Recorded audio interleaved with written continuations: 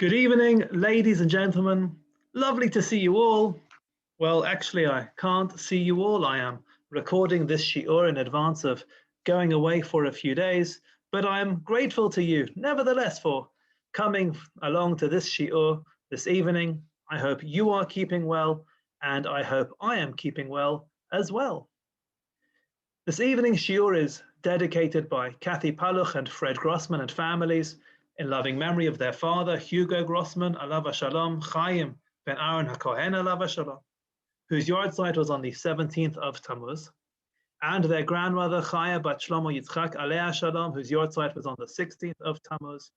Thank you to you, Kathy and Fred, not only for this generous dedication, but also for being cherished and valued regular participants in these shiurim, and certainly cherished members of our community.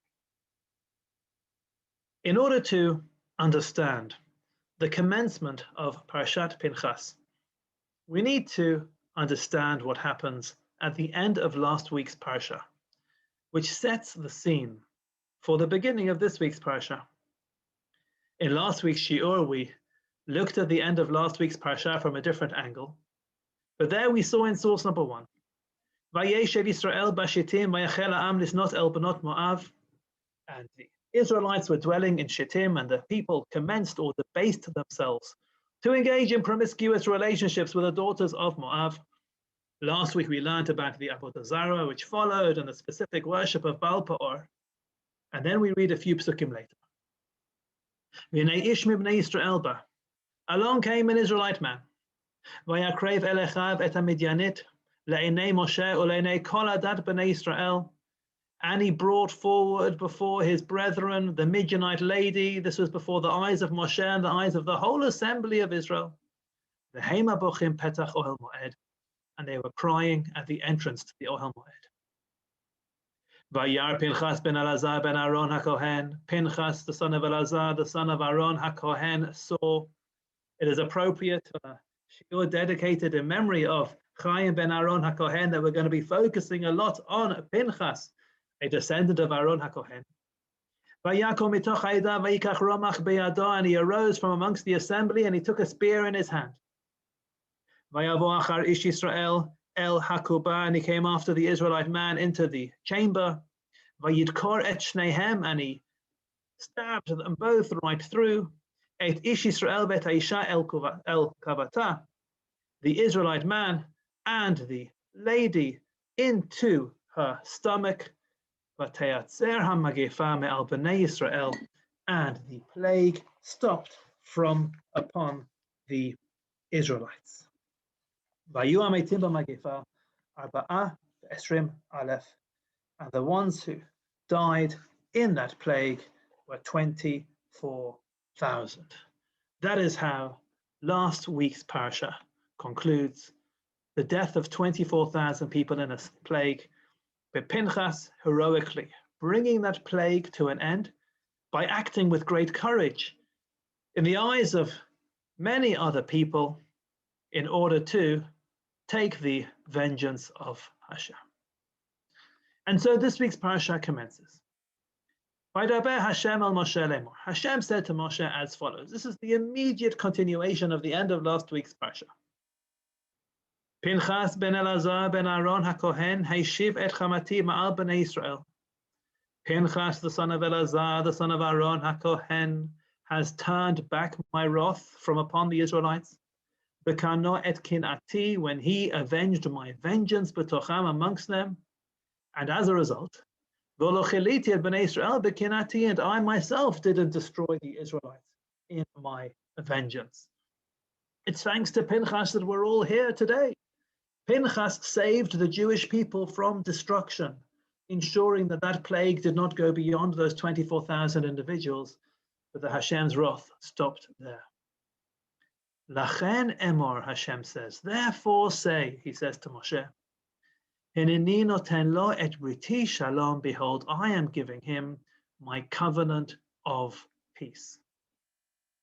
Vaita lo ulezaro acharav brit kunat olam, and it shall be for him and for his offspring afterwards an eternal covenant of being kohanim, of priesthood.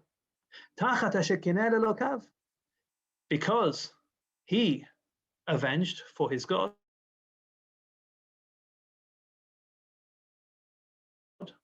Now Pinchas clearly did something incredible. He was courageous.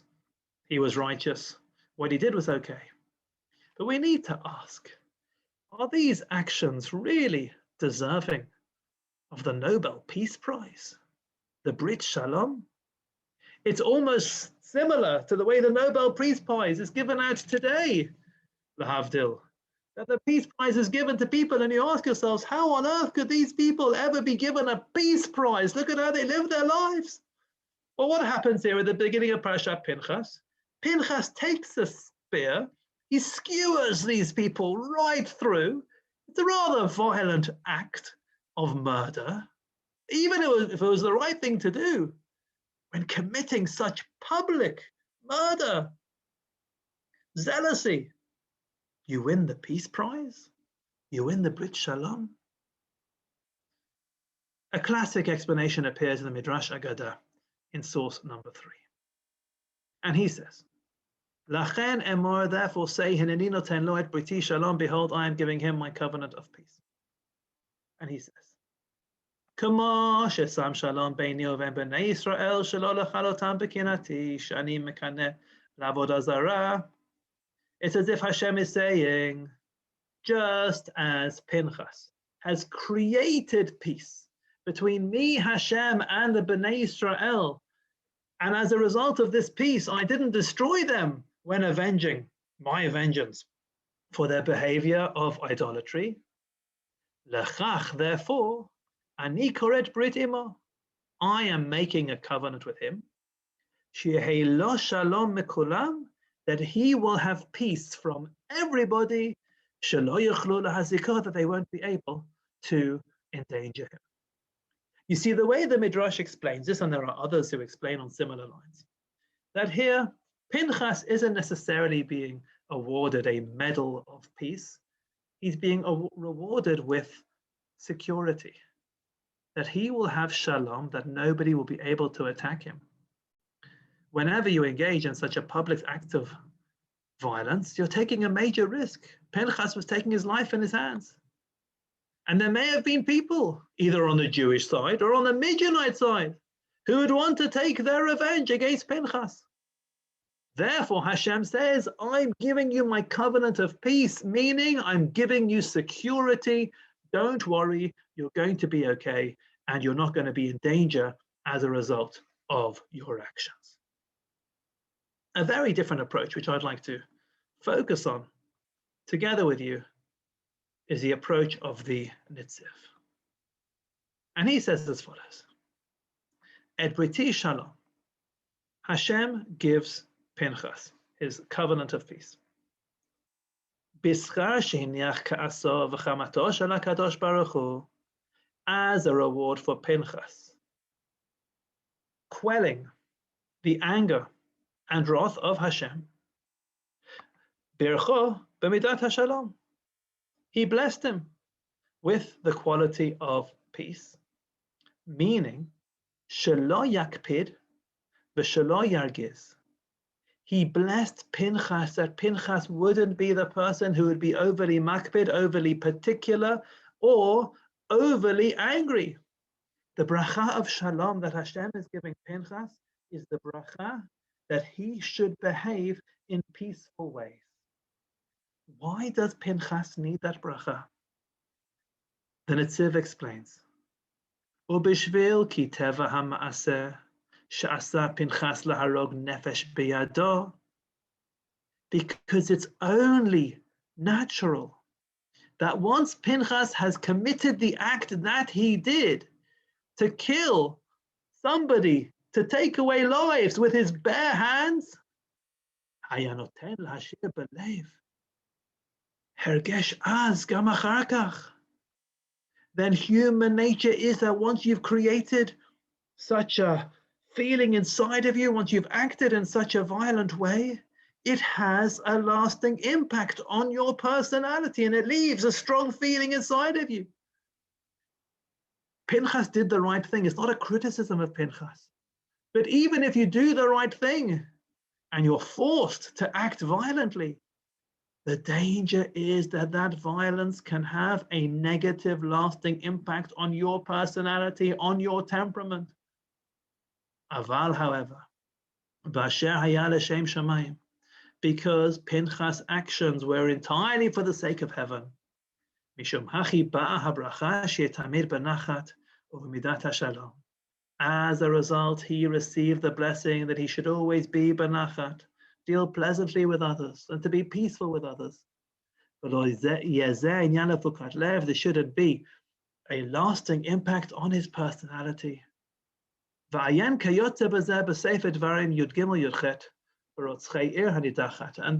Netziv of Volozhin tells us to have a look at the book of Dvarim, to open up the book of Dvarim to chapter 13, verse 18, for a parallel process with those who need to kill the inhabitants of a city that has been led astray. So let's have a look. There, as the Netziv has suggested in source number 5 at the top of page 2, let's have a look at what he's trying to teach us from this parallel passage. We read in the book of Dvarim, Ki tishma ba'achat arecha, asher Hashem Elokecha noten lecha lashevet sham lemor. When you hear in one of the cities that Hashem, your God, gives to you to dwell there, the following: Yatsu anashim b'nei v'liyal mikirbecha v'yadichu et yoshvei iram lemor nelcha v'na'avda Elohim acherim asher lo yadatem.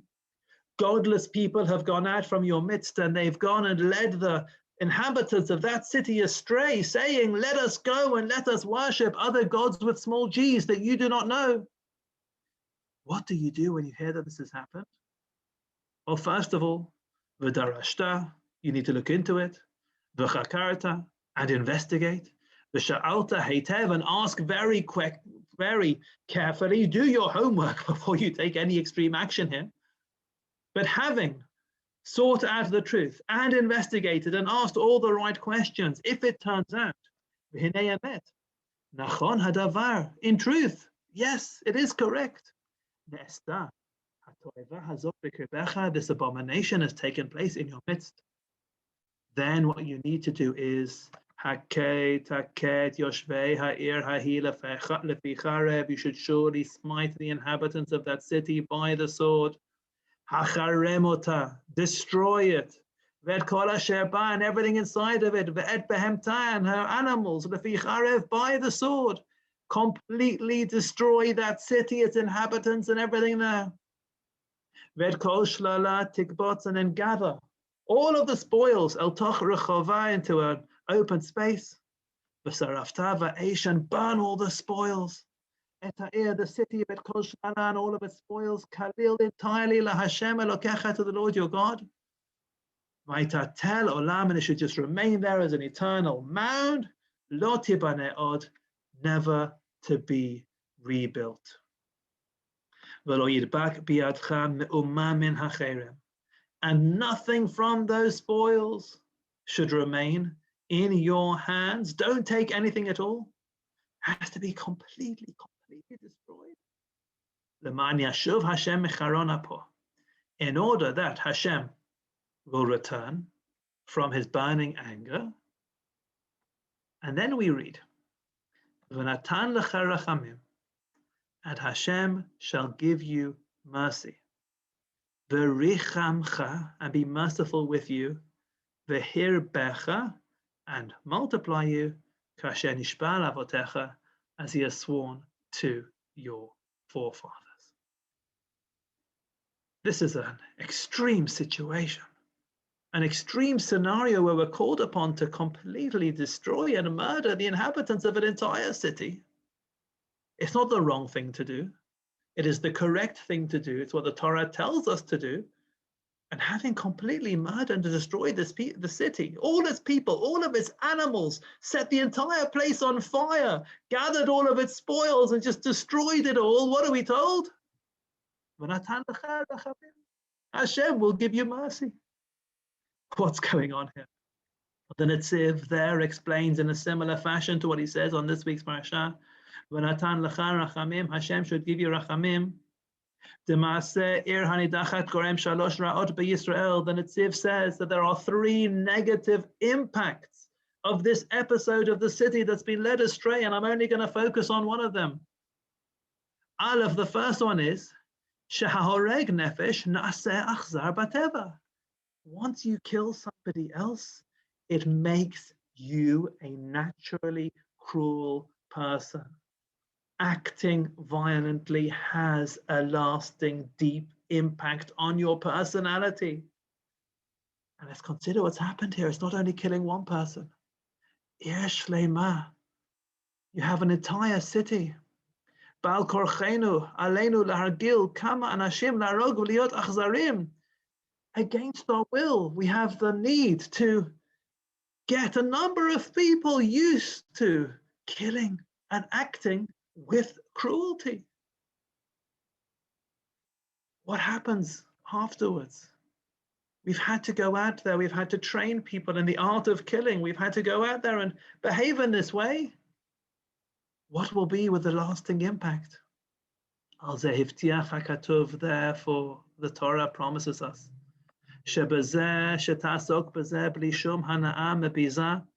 As a result of you doing this and not enjoying it at all, and you don't even derive the slightest bit of benefit from the spoils, Hashem will return from his burning anger.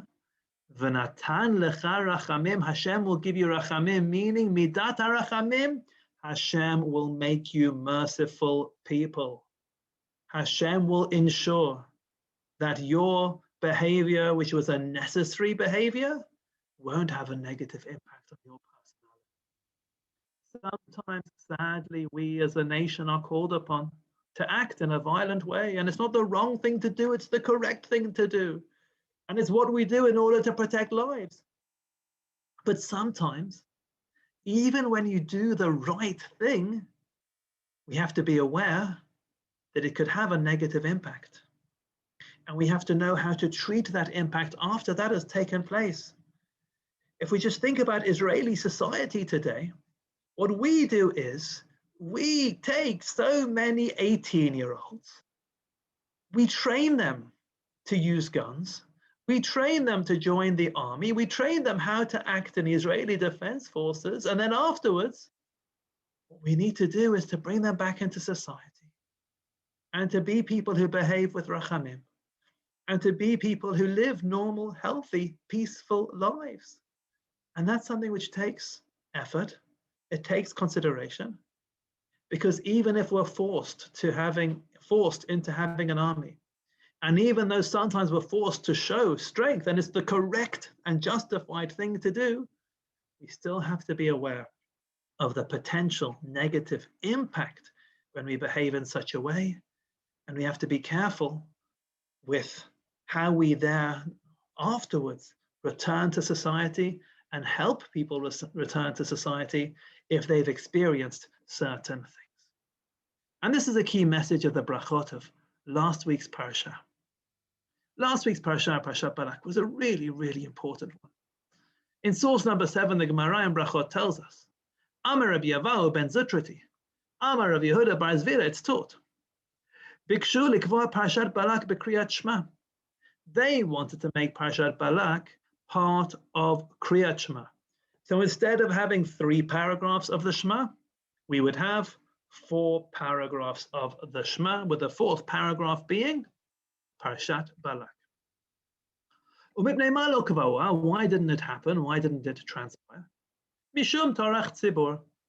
Because if Parshat Balak was going to be the 4th paragraph of the Shema, Shul would finish a few minutes later, and that could be an absolute disaster.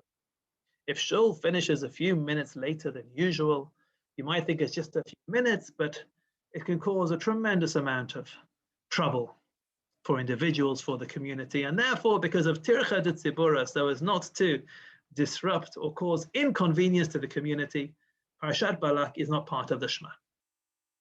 Now, we now know why Balak is not part of the Shema. But why do they want to include it in the first place? My time. Why was it intended that Balak would be part of one of our most central tefillot, which we say every day? If we think it's because it says in Parshat Balak, Kel Motziam Mitzrayim, that God brings us up from Egypt, well, that's very true, and that's within the theme of the Kriyat Shema. But it's not the only time Yetziat Mitzrayim is mentioned in the Torah. Lema Parshat Ribit, let's replace it with the Parsha of the prohibition of charging interest, or Parshat Mishkalot, or the Parsha of having fair, just weights.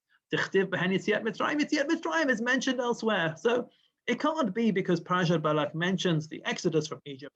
That's referenced elsewhere. There must be something else here. Ela Amar Rabbi Yossi bar Avin. Rabbi Yossi bar Avin teaches us that there's something centrally important which appears in Parshat Balak, which means that it deserves to be in the Kriyat Shema. What is it? Mishum dechtiv b'haikra. It is because of the following pasuk which we read in Shul this week. Kara, he crouches down. Shachav ka'ari, lies down like a lion. Ucharavi yekimenu, and like a lion cub. Like a lion cub, who can get him up? That is the pasuk.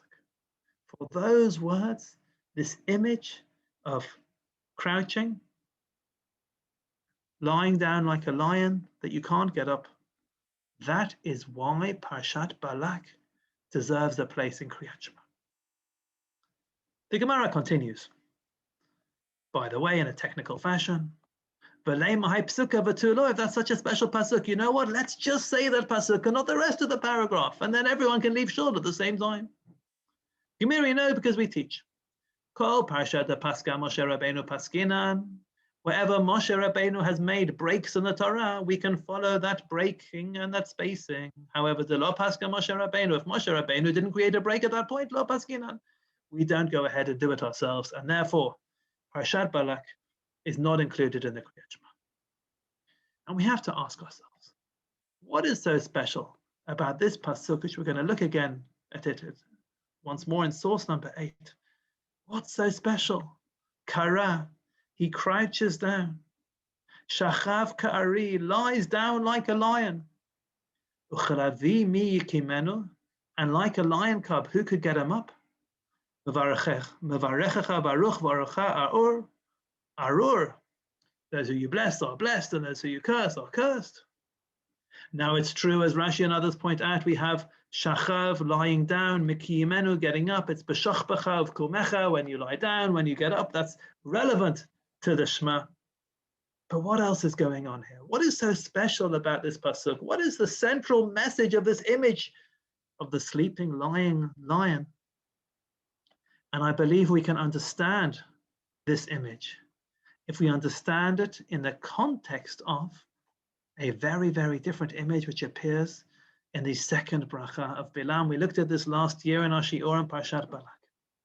In source number 9, we see that in the previous chapter in the Torah, what are we told then? Hein am kelavi yakum, it's a description of the Jewish nation, and behold, they are a nation that will arise like a lion. V'chayari yitnasa, and will lift itself up like a lion.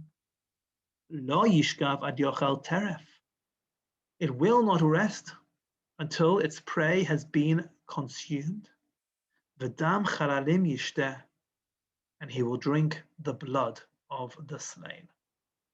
In Bilam's second bracha, the image is of a lion which arises, which pounces, which devours, which drinks the blood. It's a violent image, a very violent image of the lion in the second bracha, as opposed to the third bracha. Kara shachav ka'ari, as we saw in source 8. The lion is there, lying down, lazy, crouching.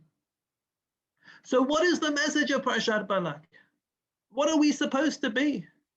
Are we supposed to be the lion that devours? Or are we supposed to be the lion that rests? My Rosh Hashiva, Rav Aaron Lichtenstein, who you could see over there, I'm pointing at him now, I've got him on my office wall.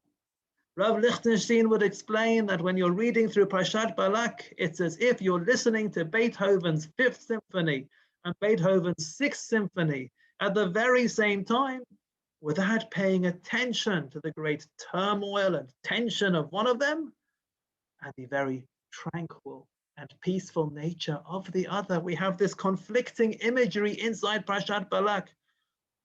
And Rav Lichtenstein says that it's within this conflict and within this tension that we find the glory of Am Yisrael. It is within this dual heroism, the ability to act like the pouncing lion and devour with strength when we need to, but at the same time, the ability to show restraint, to hold ourselves back, to crouch like the lion when we don't need to use that strength. And Parshat Balak was intended to be included in Kriyat Shema because of this sentiment, because of the image of the lion which is lying down, the lion which has the potential and the ability and the strength and the skill to act with violence if it has to, but either chooses not to because it doesn't have to, or because the blessing is that the circumstances will be that our lion will not need to arise. That is the great blessing. The blessing is that we should have a super powerful tzahal that doesn't need to do anything. That we should be strong, that we should have amazing abilities, that we should be able to attack with great power and force and precision when we need to, but that we will be like that lion, lying down with peace. That is the image. And that is the challenge of a nation which is called upon time and time again to engage in war, and time again to break the peace when it is the right thing to do. The challenge is to know when we don't have to act with anger and we don't have to act with violence, to be able to show that restraint and to be peaceful and to be relaxed and to be tranquil. That is Hashem's blessing for Am Yisrael, and that is the Brit Shalom. And that is the covenant of peace, which Hashem gives Pinchas in response to his act of violence at the end of last week's Parsha.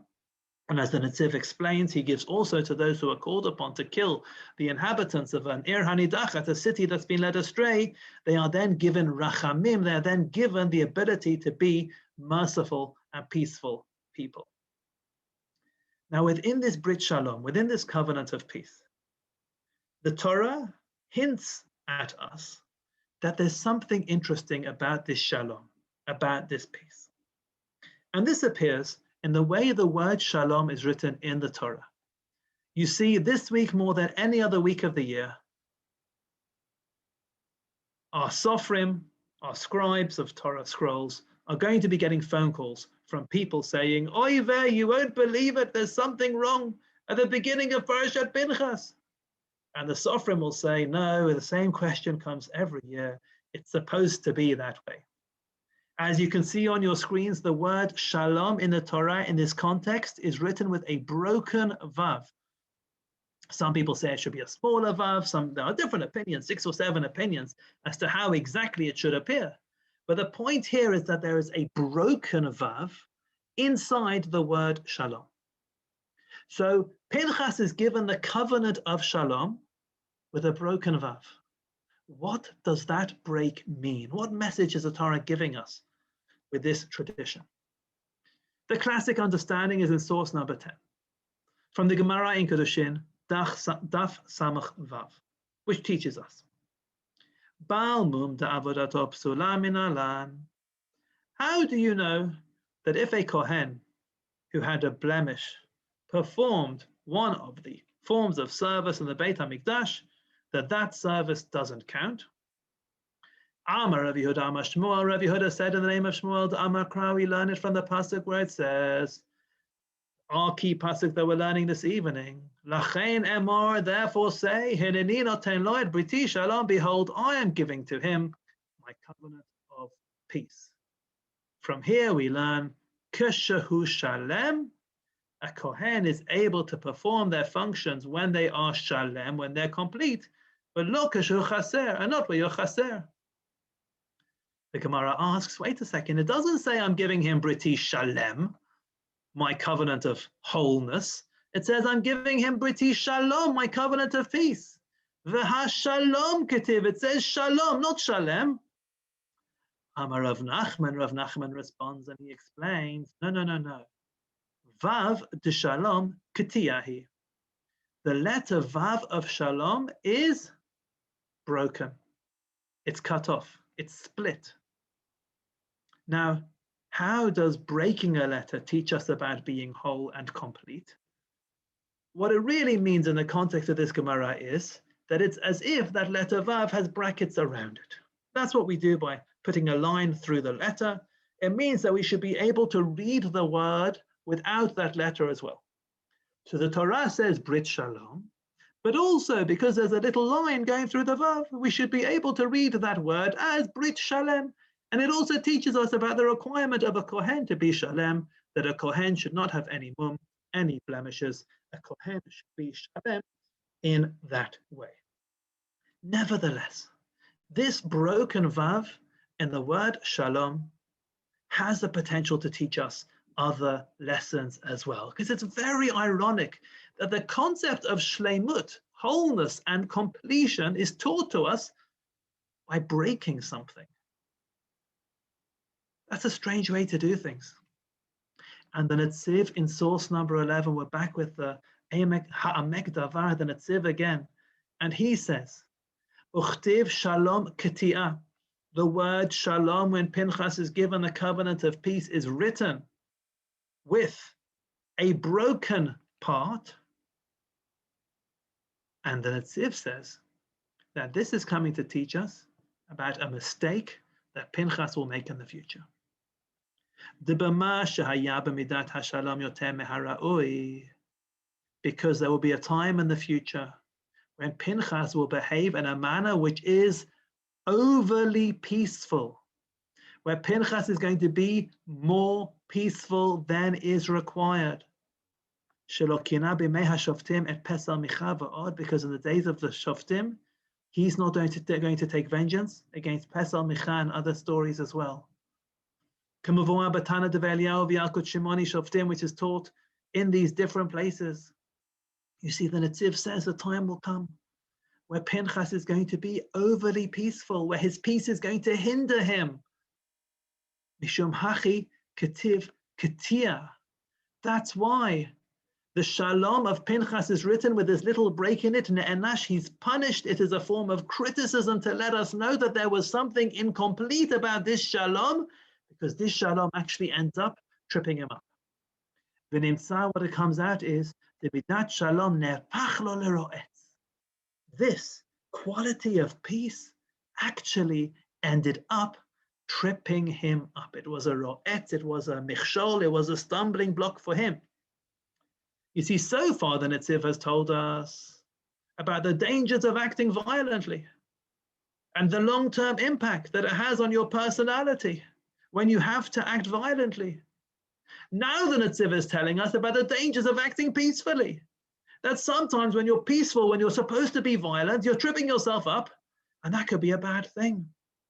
And therefore, the word shalom here is written with something broken to suggest that this behavior of Pinchas in the future, his shalom in the future, is actually going to be a failing of his.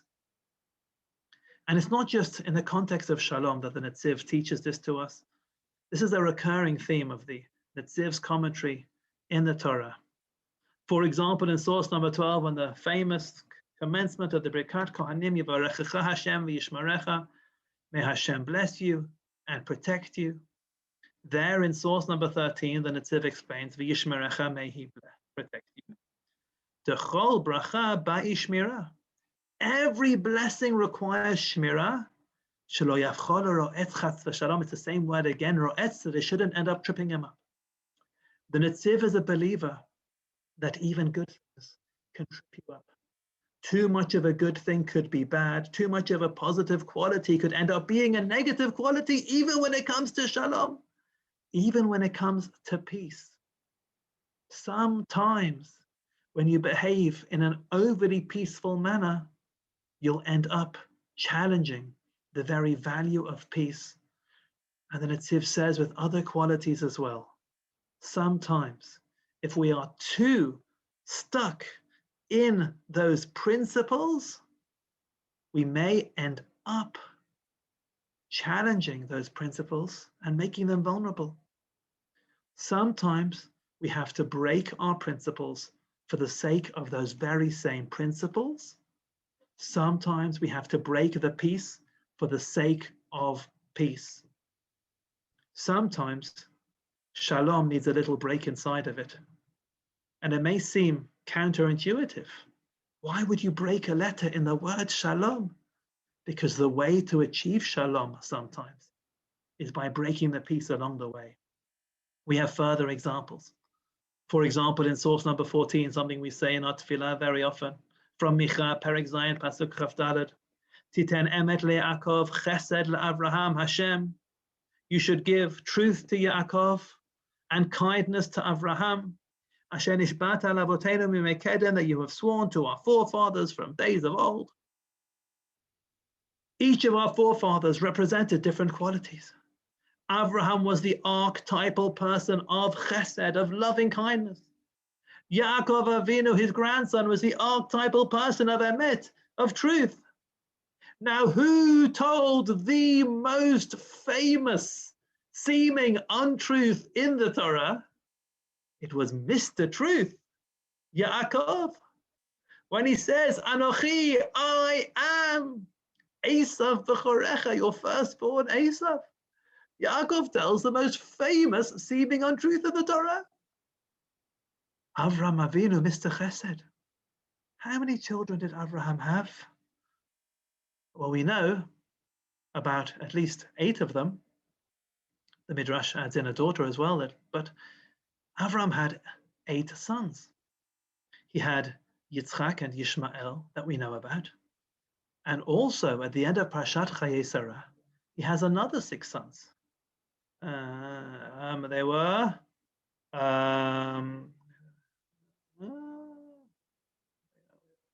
Zimran, Yokshan, Medan, Midian, Yishbak, and Shuach. The 6 extra sons of Avraham Avinu who were born to Keturah at the end of Parshat Chayei Sarah.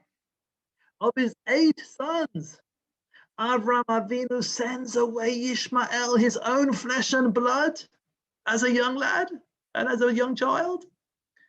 And then later on in life, he sends away his other 6 boys as well at the end of Parshat Chayei Sarah. Mr. Chesed, our archetypal role model of Chesed, is somebody who sends away 7 of their 8 sons from home. Is that the way a person of Chesed, of ultimate loving kindness, behaves? What we see is that if Avram was to act with Chesed towards those other sons, he would be acting with cruelty towards Yitzchak and the future of the Jewish people. Sometimes you have to be cruel in order to be kind. It was the same thing with Yaakov. Yaakov, in order to ensure the true continuation of Am Yisrael for the sake of emet, for the sake of truth, he had to speak a seeming mistruth. If Yaakov would have been completely married to truth and uncompromising in his truth, ultimately truth would have lost. Yaakov needed to break the truth for truth to prevail. Avraham needed to sacrifice chesed in order for ultimate chesed to prevail. Pinchas, at the beginning of this week's Parsha, is rewarded the covenant of peace, but it's got a broken vav to remind us that sometimes for the sake of peace, we need to break the shalom in order to achieve shalom. But while we do that, we have to be aware of the potential consequences and be careful of what it could mean for our personalities. The final thing I'd like to do with you this evening is to take a step away from the Netziv of Volozhin and to move across to the Orach Chaim HaKadosh, because he has a powerful message for us here from these very same words. In source number 15, Therefore say, behold, I am giving to him my covenant of peace. What is that? The Orach Chaim explains that the covenant of peace which is granted to Pinchas, Shuhu habrit shekarat im ha'avot. This is the covenant which Hashem made with our forefathers. Latet lehem asara amamin, to pass over to them the 10 nations in the land. So the covenant of peace is the covenant that will be victorious over those 10 nations. That is the definition of peace. V'zeh yikareh Brit Shalom is going to be called a covenant of peace. Why? Ki az yesh shalom b'chol ha'olam. Because when we take control over those 10 nations, there's going to be peace in the whole world. Dichtiv, as it says in Yeshayahu, Upara v'dov tirena, that these different animals are going to be able to be out and pasture together, etc. Lo yirau, lo yashchitu, they won't be bad to each other. It'll all be good. Kumbaya, my Lord, we're all going to be peaceful and happy together. That's the vision in Yeshayahu. When will there be world peace? When the Jewish nation takes control of those nations around it inside the land of Israel. Now, how do we reach that point? How can we help world peace? How can we resolve the challenges in the Middle East? So many Shabbos table conversations have tried to resolve the challenges in the Middle East. Well, ladies and gentlemen, tonight we're going to find out how. Brit Zeh, when will we achieve world peace? When will we have Brit Shalom? Ki hu zeh asher yaseh et hadavar hazeh. When we do the following, this will belong to Pinchas. Ki hu zeh, for he is the one who is going to do v'heshiv leiv banim al avot. Pinchas is going to be the one in the future. As we know, Pinchas is Eliyahu Hanavi. Eliyahu Hanavi is the one who is going to make children return to their parents. Dichtib, as it says in Malachi chapter 3, Hinei anochi sholech lachem et Eliyahu Hanavi, etc. Behold, I am sending to you Eliyahu Hanavi as follows. There's an assumption that Pinchas is Eliyahu. I didn't bring any sources to bolster it. You'll just have to trust me tonight. And in source number 16, let's see the ultimate job of Pinchas in the future. Hashem says, this is from the end of the Haftarah of Shabbat HaGadol, Hinei anochi sholech lachem et Eliyahu Hanavi. Behold, I am sending to you Eliyahu Hanavi, Lifnei bo yom Hashem hagadol v'hanora, before the great day of Hashem, the great and awesome day of Hashem comes along. Hagadol, according to some opinions, this is why Shabbat Hagadol is called Shabbat Hagadol, because of this word, Hagadol. What is Eliyahu Hanavi going to do in preparation for the ultimate arrival of Hashem in this world? V'heshiv leiv avot al banim, v'leiv banim al avotam. What Eliyahu is going to do is he will return the hearts of parents to their children and the hearts of children to their parents. Penavo v'hiketi et haaretz cherem, lest I come along and I destroy the world entirely. What is the key to resolving the conflict in the Middle East? What is the starting point for achieving world peace? It is v'heshiv leiv avot al banim v'leiv banim al avotam. Parents getting on with their children and children getting on with their parents. Shalom Bayit is the starting point.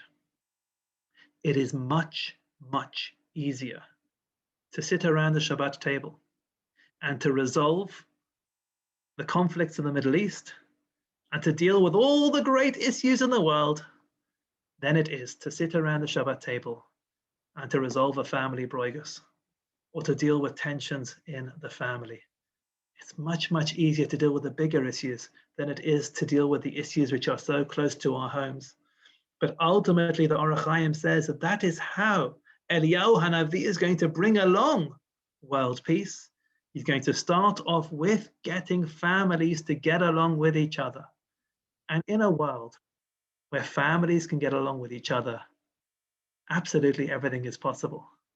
And absolutely nothing can stop us. So according to the Orach Chaim, this is the Brit Shalom. This is the covenant of peace, which is promised to Pinchas as his reward. At the beginning of this week's Parsha, Pinchas is blessed with a privilege to bring shalom to people's homes, to bring shalom to people's families, to create shalom bayit, and as a result of that shalom bayit, we'll be able to reach world peace. And we don't have to wait for Eliyahu and Navi. We can engage in these processes ourselves, wherever it is possible to do so, and wherever there is potential to improve relationships within families. Let us do what we can. Let us resolve our own issues which are closer to home. And then, Be'ezrat Hashem, and the zchut of us all getting along with each other and resolving more private issues, ultimately, Be'ezrat Hashem, it'll have a positive impact on the world as a whole when we will reach that ultimate great peace, Lifnei Bo Yom Hashem Hagadol V'Hanora. I wish you all a Shabbat Shalom and thank you for joining this evening.